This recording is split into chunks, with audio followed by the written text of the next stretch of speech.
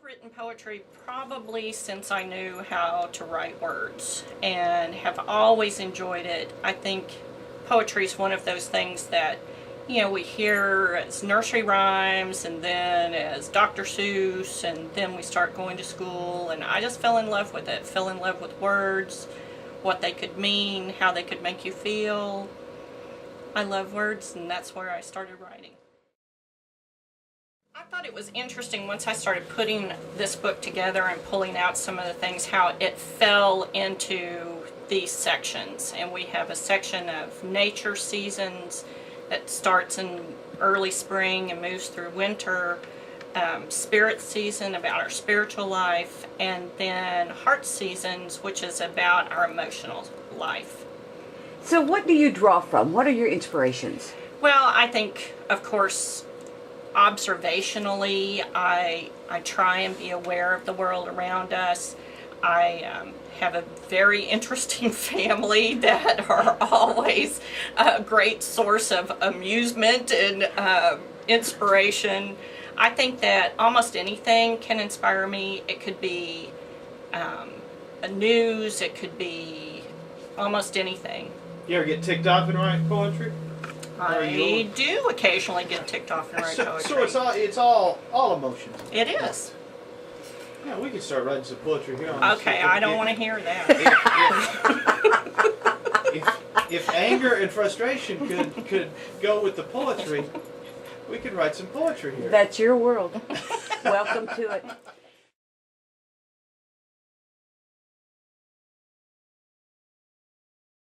I started this, well, after writing everything, editing everything, I had several readers read it. Then to put it together, I finally sent it to the publisher in August of last year, and it was published in March of this year. So it's a long process, sometimes a frustrating process, but I enjoy it. Right. A quick question. You say you have readers. How did you pick the readers? Because sometimes, I mean, you know, obviously it's their opinion, and their opinion may not match your opinion.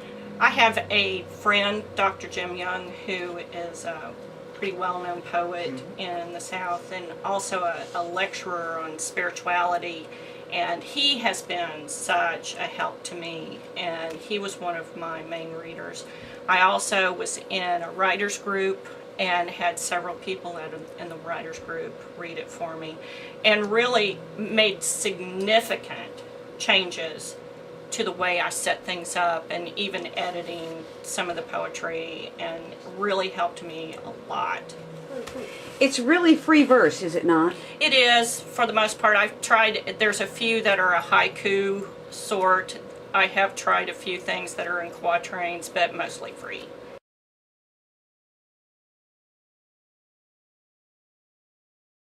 On the Hometown Daily News website, we can get it directly from the publisher. It's also available on Amazon and Barnes & Noble right now.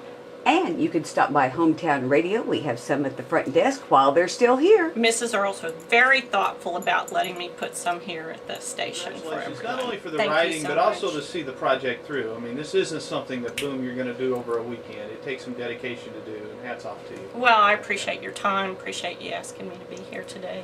Well, we're proud of you, Kathleen. Thank you so much, and congratulations and kudos. Is there another book of the works?